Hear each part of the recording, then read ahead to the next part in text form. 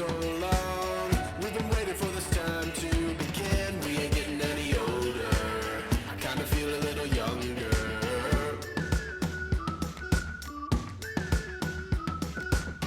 Run away and embrace the day. The sun is out, won't go away. Feel the clouds on your shoulder. Touch the sky, feeling bolder. Did you know that the new term for albinos is PWA, person with albinism?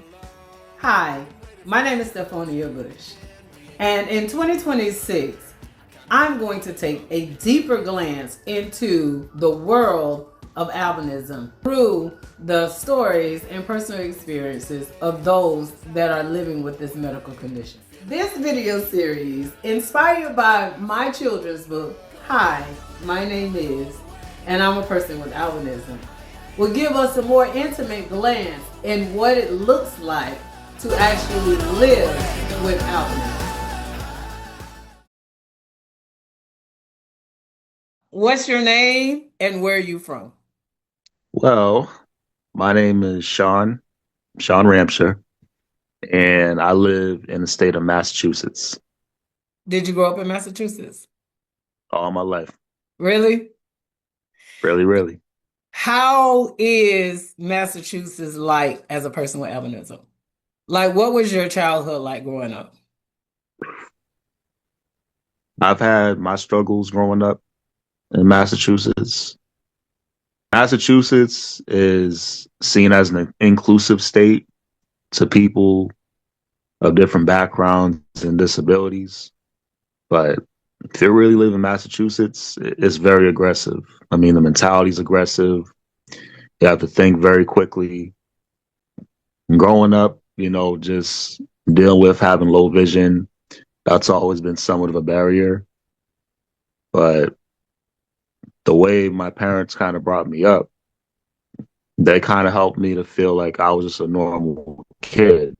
Um, Now, dealing with the outside world sometimes, that's where you kind of felt like, okay, I'm definitely kind of different. Right. And then just getting older and older, I guess I kind of internalized certain things. Like, okay, I'm dealing with different, like, factors of oppression, if you want to call it that. Like, I'm light skinned, I know I'm black, but I have the complexion of a white person. Right. And for the most part, it's crazy because people that are white, they don't even know I'm of African descent. But a lot of people now, like black people, they know automatically that I'm black. Just if I open my mouth, they look at my certain facial features, they're like, okay, that guy's definitely black or non-white. Growing up as a kid, everybody thought I was white. I know the feeling. Are you the only, or were there any other albinos in your community? Because, like, I grew up, I was So the only albino in my family, in my school, everywhere. I'm the only one in my family with albinism. Um, Within my state, there's several that I've encountered over the years. Like growing up, I didn't meet another person with albinism until middle school. And she was in the seventh grade, and I was in the sixth grade.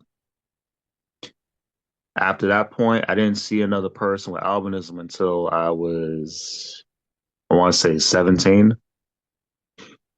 And I just bumped into her on the street, kind of. I didn't interact with her. My mom pointed her out.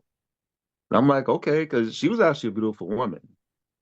But, we didn't talk. I just, oh, there's someone who looks like me. I didn't meet other people after that point until I was 19. And I met other people with albinism through my connection with my state's association for people that are, you know, visually impaired and blind. Mhm. So our state commission for the blind. And those two people I met, we're still friends to this day. Well, so when you linked up with the other albino when you were in seventh grade, how was that? Like, did y'all become friends? Did y'all talk? Like, how was that? So the person I met in seventh grade, it was crazy. I think my school and my parents kind of forced the introduction between the both of us. Because for me, I was more curious than she was. Like she just like I kind of mentioned the fact that we had albinism, and the way she kind of took it, it seemed like, oh, it's kind of like a novelty introduction.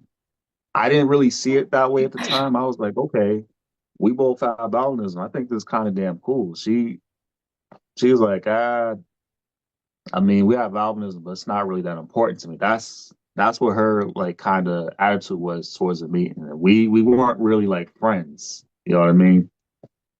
The other people I met when I was 17, like 19-ish, we met up and actually became, long-term friends. So that was kind of like the difference. But in between that time, I'd seen other people with albinism in public, and a couple people. I was always very, very forward leaning. Like I'd be like, "Yo, you have albinism just like me," and I was very expressive about it. So I was always like, "Yo, this is cool." You know, I see someone like me, I feel instant connection. Some people, I'm gonna admit, in public, they were a little dismissive. I'm like, damn, They that's kind of are. cool. They are.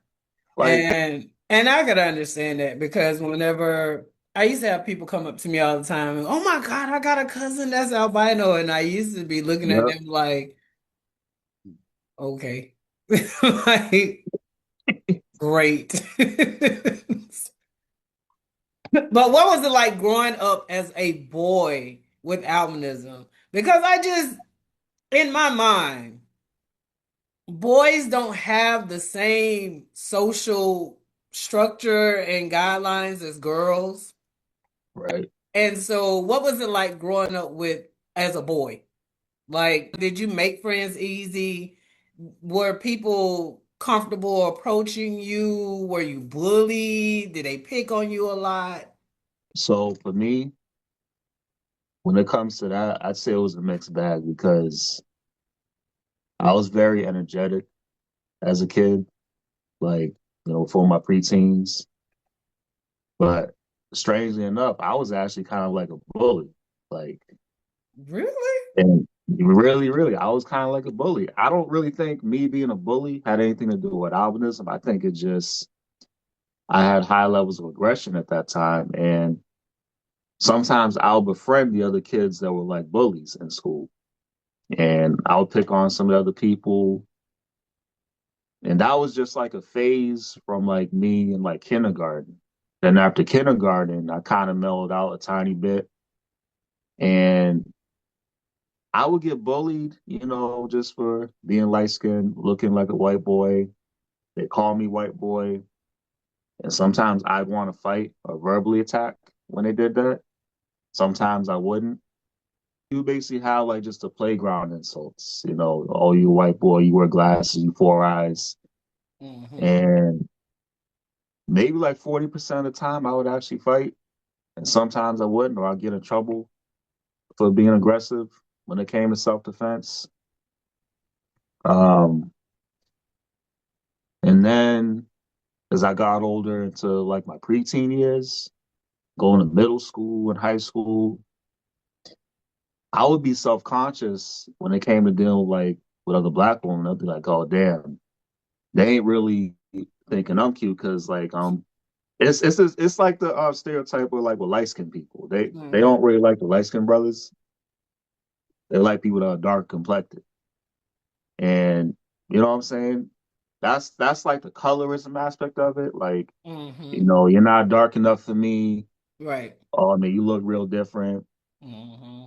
And I kind of thought about that and really internalized, like, damn, am I really not good enough because I'm not dark enough? And then, me wearing glasses and not having the best eyesight, I was self-conscious of that. But that part I knew I couldn't really change. I had to just kind of deal with that. When I was a kid, I dealt with those sorts of things, internalizing that. And then, getting older, you think of more serious concepts like dating and having a family, like, oh man, am I good enough? Am I good enough? Am I handsome enough? It really took meeting people within our community to really see that okay, we're really an awesome community. Like we got beautiful people in our community. We got ballers. We got athletes. Authors, um, therapists, doctors, tradespeople, business owners. Bottle seeing people like that really like Mhm. enhance my confidence and myself and people that look like me. You know what I mean? Yeah, yeah. So did you being albino, do you think that that ever like deterred you from doing anything? Um, well, when I was a kid, the first thing that came to mind was being in the sun. I hated putting on my sunscreen. My mama forced me to put it on sometimes when I didn't want to. I hated that I got burned easily within 20 to 30 minutes being outside in the sun. That part at first. And then, just not being able to see as great as other people. You know, People would question some of the devices I bring into class, like the magnifying glasses. And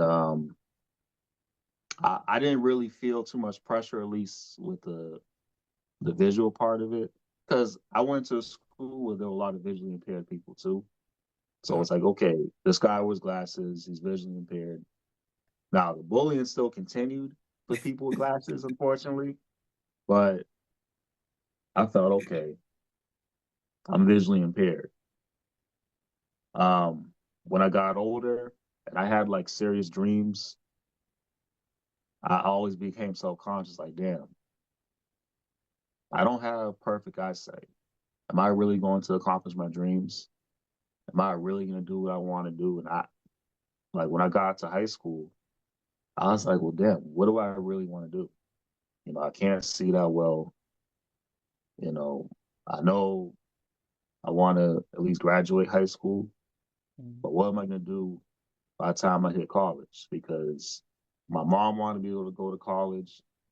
The middle school I went to pushed me to go to college, but I really didn't know what I wanted to do until like senior year of high school. And, the thought of being visually impaired really stuck with me for a long time because of that. So I kind of made a detour. And to backtrack just a little bit, the career dream I had when I was a kid was to be a locomotive engineer, like a railroad. Okay. And that was a pretty big dream of mine. I made it well known to all my classmates, people I was close with. I wanted to do that. But then just thinking about my eyesight, I kind of I kind of detoured for a while, and I was like, okay, maybe I can just start a business.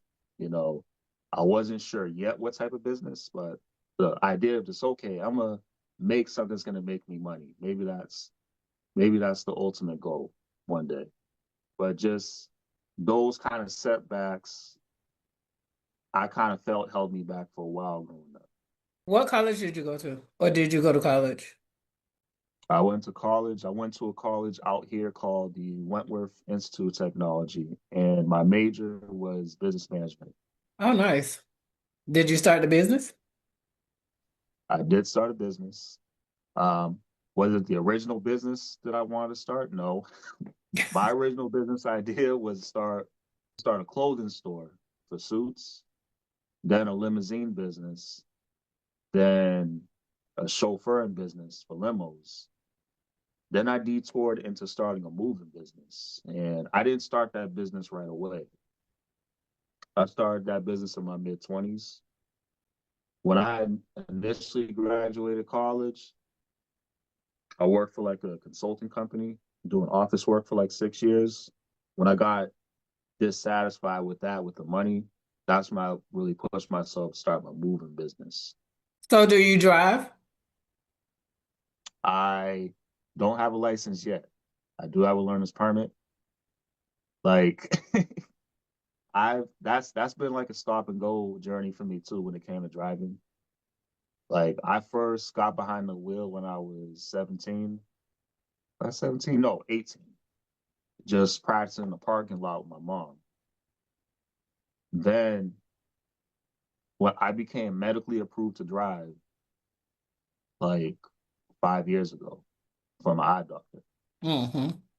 That's when I applied for my learner's permit. And, last 4 years or so, I've been taking like driving classes, but that's always been like a stop and go thing because I haven't found the best teachers for me when it comes to driving, or sometimes I just didn't have the time to do it. But that is my goal, the next couple of years, actually get my license, full driver's license, and actually own a car. Oh, cool. I drive. How is it? How is it? It's freedom. I got my learners at 30. I live in Florida, and in Florida, you have to have a certain eyesight in order to be able to drive.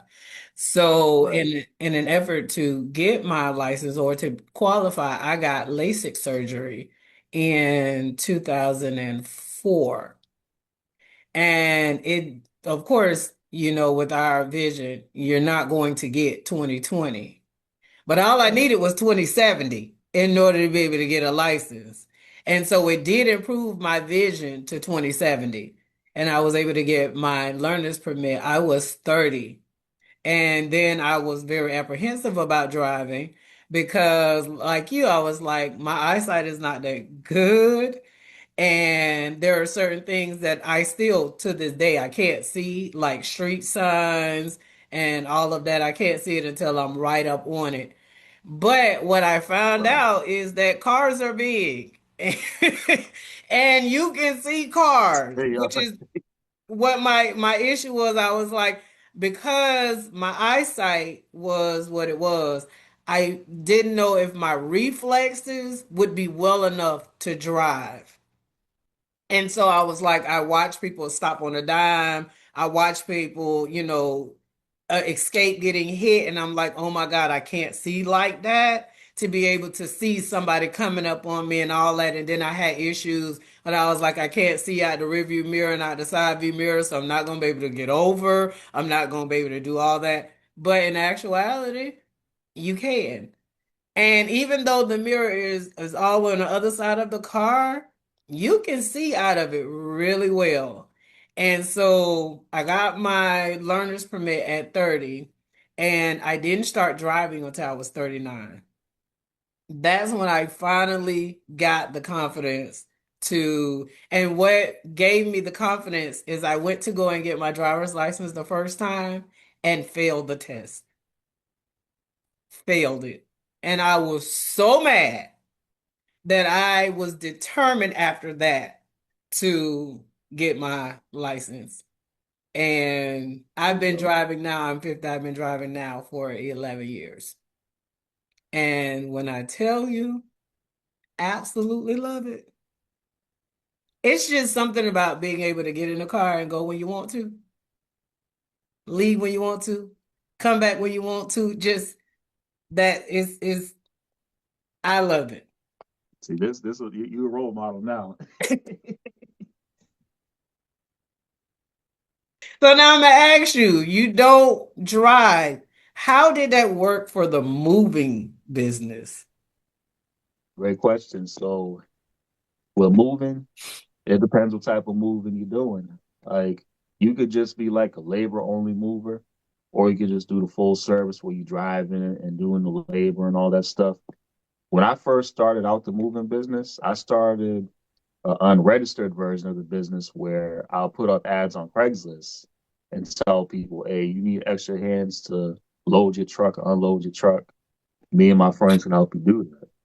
So for a while, I was doing that part of it. And so I had the, confidence and direction to really form it into a registered business. That's when I was like, you know what?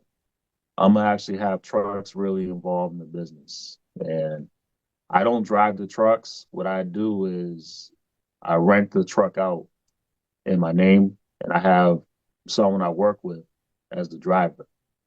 Cool. That's how I'll get around doing that. So That's do right. you like I have a love-hate relationship with moving. Like, it? moving is very exhausting. It's Like just working 12 hours a day sometimes, or in my case, sometimes 20, loading big houses and all that. I guess that gets tiring. And then when you're the main person that has to deal with the money and trying to get the payments and all that, that's that's another headache. But some jobs I really enjoyed doing for people because they've always treated us well to tips and food, or they just say thank you. We appreciate the hard work you do moving us to our new place or moving us out of our apartment. That part of it I enjoyed. I'm not as active in the moving business as I once was because the business has been a little slow the last few years. But at my peak was during the COVID pandemic and when the pandemic first ended. I was making probably like five close to six figures in revenue from the moving business. Cool. So now I'm gonna ask you a question of, are you the only, you're the only albino, you say you were the only one in your house. I was Do you right, the only have one in my house. do you have any other siblings? Yep, I have one brother. So So yeah, how was that growing up with a brother that wasn't albino?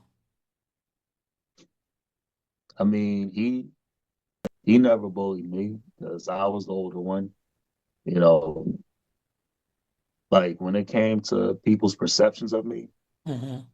he he definitely got defensive if people gave me some stares or whatever in public and I didn't initially catch it. You know, um, he never really viewed me any different. You know, and I'll always love my younger brother for that. How did you deal with the stares in public when you got older? I I've dealt with it different ways. I'd either stare right back or I feel like, damn, why are they staring at me? And because I'm not a confrontational person, but unfortunately, sometimes those types of situations call for grounds of confrontation. Very, very few times when people do that, I've had to like just look back at them and ask them like, "What you looking at?" But it still happens. I mean, I'm not gonna lie. I feel frustrated sometimes when people still do that. But sometimes I think like I have eyes in the back of my head. I'm like, all right, as long as they're not putting their hands on me, I'm good because if I have to react first when people just stare at me and then I say nothing, you know, it would show I don't have self control and control of how I feel. So I know people still do it. People do it, Hmm. but I try to live like, okay, I'm gonna try to be a man of peace and just go about my day. Okay. I was very shocked to hear that you were bullied because I hear so many stories about albino children being bullied in middle school and how kids were not nice, and so to meet someone that say, no, I kind of bullied people a little bit True, I is did. it's kind of funny because that goes completely against the stereotype. I wasn't bullied. I was once. I did. I was bullied by one little girl. But I just got sick of it one day. And then after that, I was picked on a lot. Still to this day, I see people staring at me, but I have a different take on it. I think I'm absolutely gorgeous, and so of course they're going to stare. Right, that's a good mindset to have. Why wouldn't they? I'm stunning. And so that's how I've always felt. So when I'm in public, it's like when you see a masterpiece, you're supposed to look at it. So I don't have a problem with them looking at me. As a matter of fact, I might model if you stare long enough. Like I Right, will right. do a catwalk. Just because I know you're watching, that's I've always been that person. Didn't want to be in the limelight, but you're albino, and so you don't get the option to fade into the woodwork or to run and to hide, the moment you step into a room, all eyes are on you. And That's so, correct. uh-huh, No, I'm saying that's correct. yeah. As an adult, I tell everyone I have the ability to change everyone's perspective without saying a word. Just by entering into a room, I can change your thought pattern. Period. And so, yeah, that's like a superpower for me. So I'm like, That's real. that's like a superpower. So you have embraced it. Did you always embrace your albinism when like growing up? So no, I really didn't growing up. Um, like what's crazy? I really didn't conceptualize I had albinism until I was 12 years old. Like I knew it looked different, and I knew my parents were darker than me, my family was darker than me. Um, it was just my mom kind of gave me the self belief that I was still a black person no matter what. Mhm. Like, it's like, yo, Sean, anytime them people say they call you a white boy, a white man, anything like that, you tell them I'm an African American and part Egyptian because I am part Egyptian. So that's why I would say that. And I would literally say that verbatim when people would try to talk aggressively and say, "Oh, you white." I would say that in elementary school.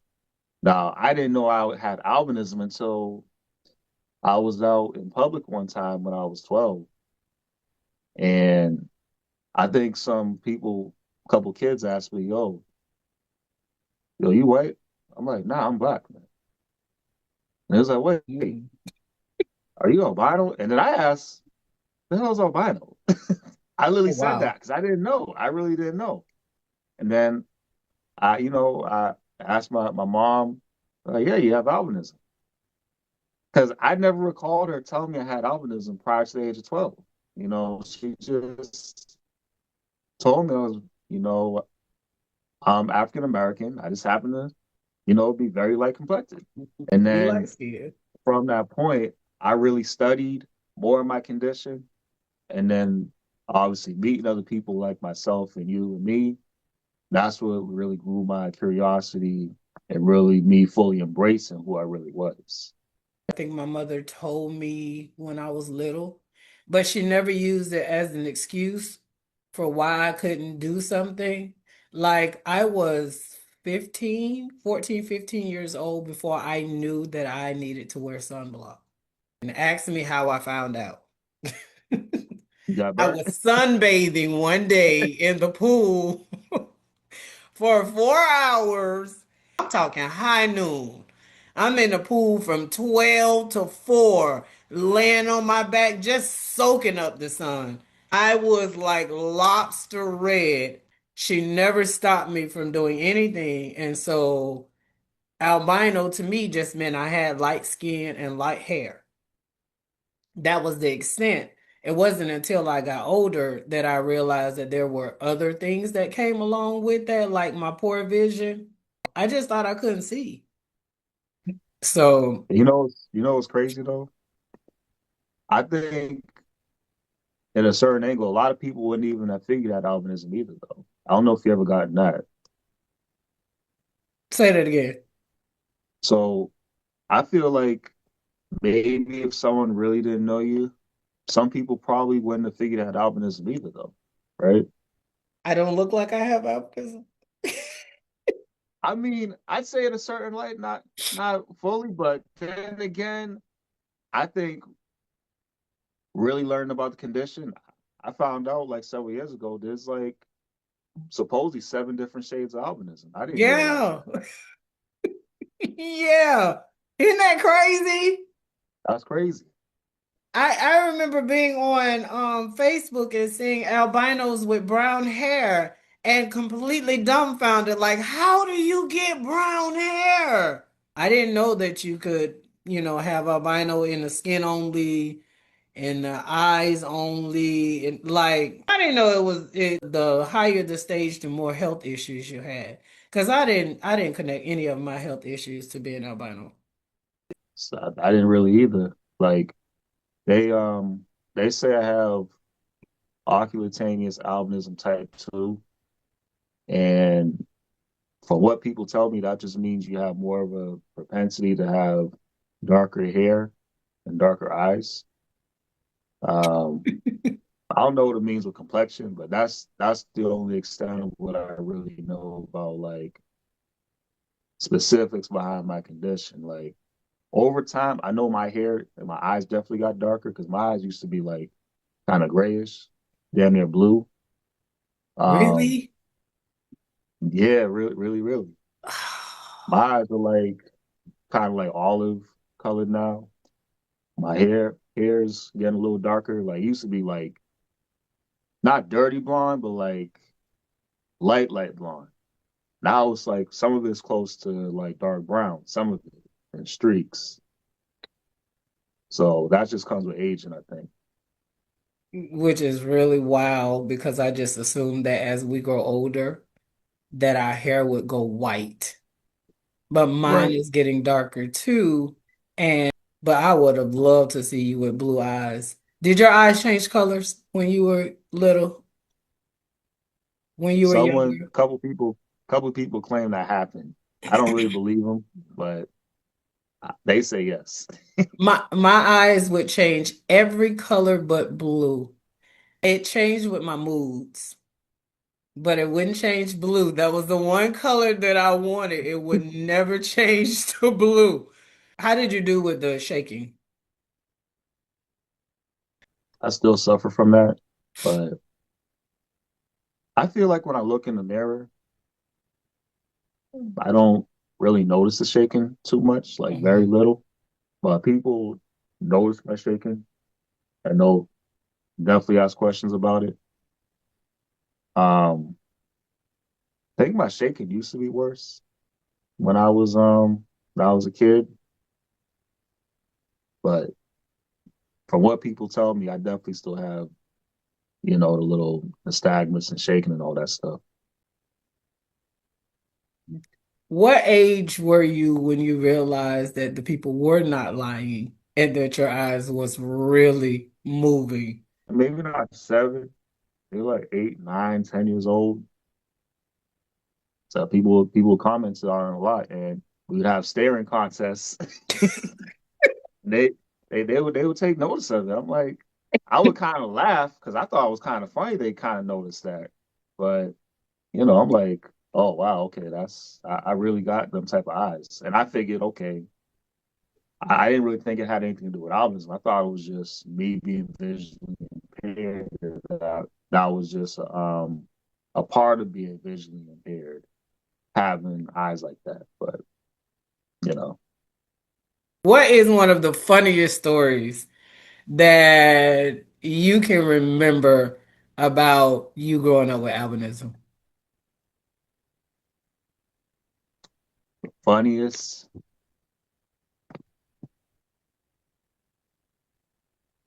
I gotta really think about that. I'd have to get back to you on that one because I can't really think of any that directly relates to having albinism. Like, not funny per se, but a lot of people in high school would assume I was like white. I thought that was always kind of funny. Like, because in high school, I went to majority white high school, and most of my classmates was white. A lot of them just really didn't know I was black until like I told them I was black, or they saw my mother or my parents. And then they kind of put two and two together after that. I mean, I wouldn't call that funny per se, but I thought it was kind of interesting that like I could literally just be myself, technically blend in, so to speak, from the outside looking in, and they would have no clue that I'm not white. I Did you thought that ever was act kind of white? uh, you know what? I never felt I did.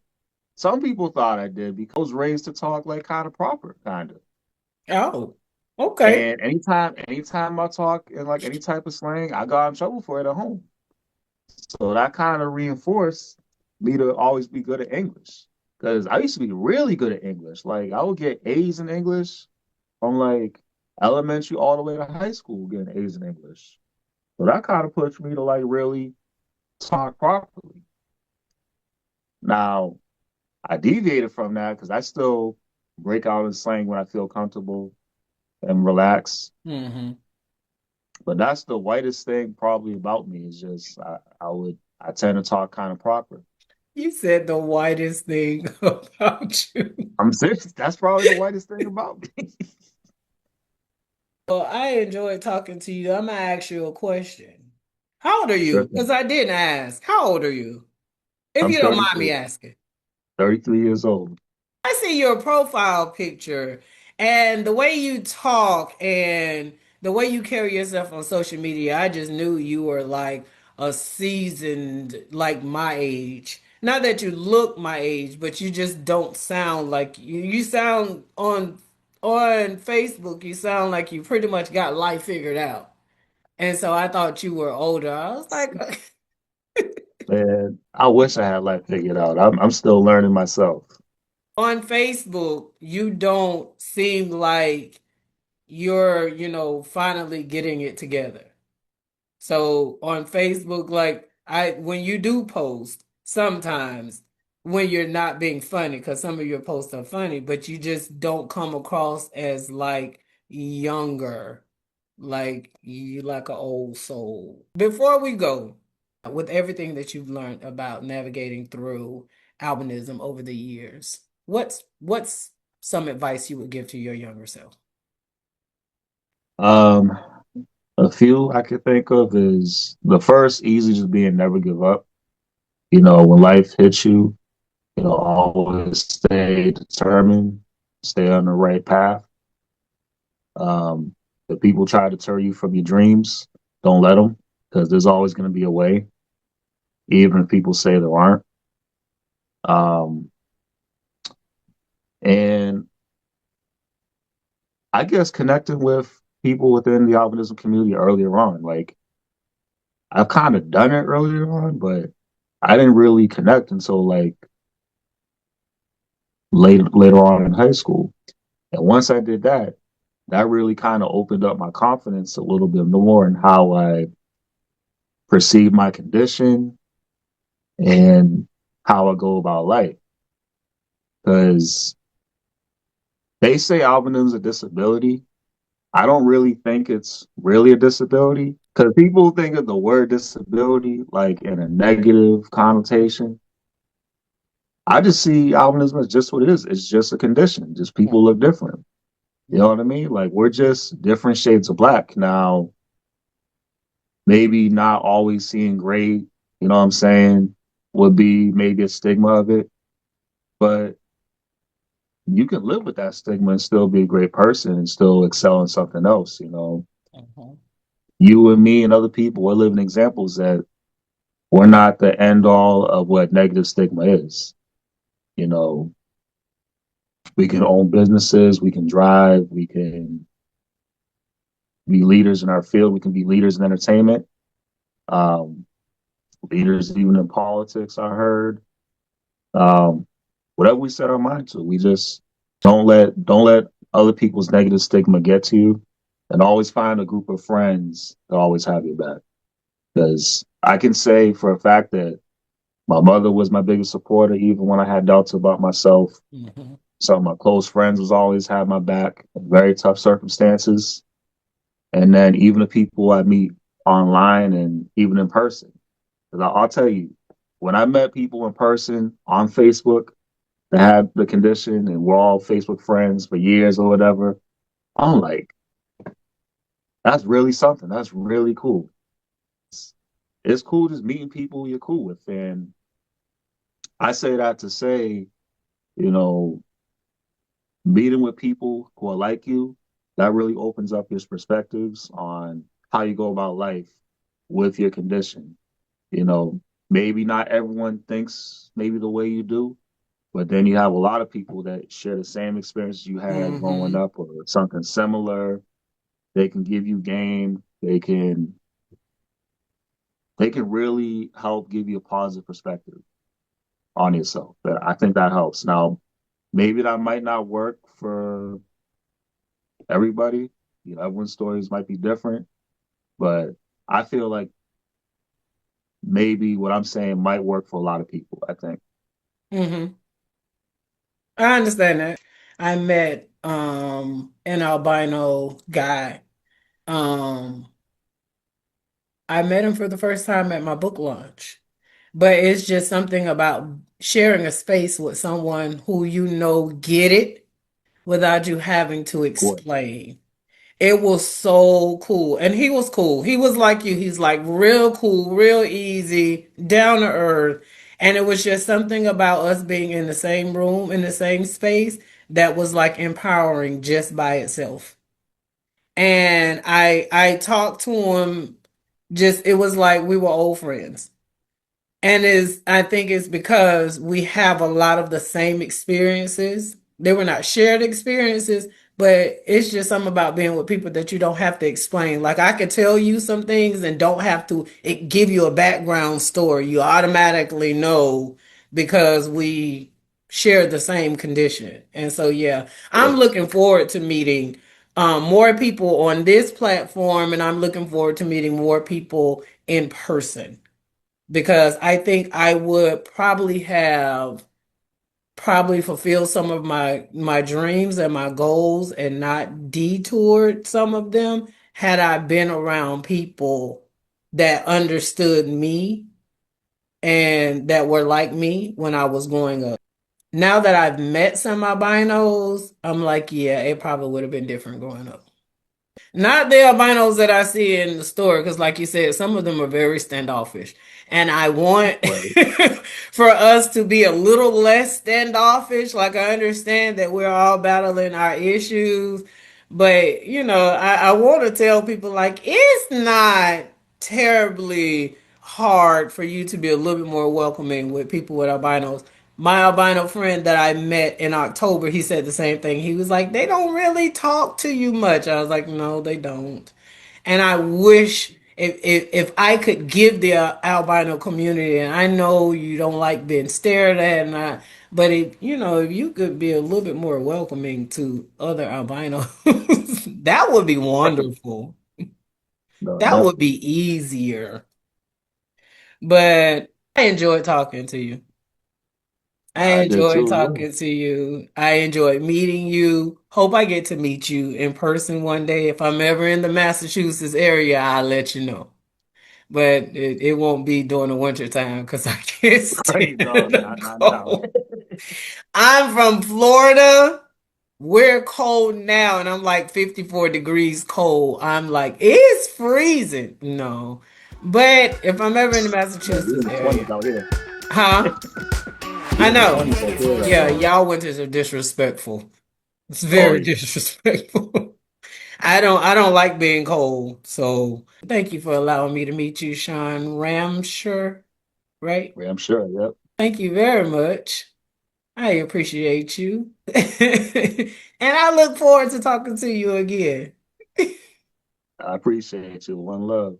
All right. You have a happy, happy, happy new year. And I look forward to you letting us know that you got your license. I'll let you know. All right. Thank you. You have a good night. No problem. Bye bye. You too.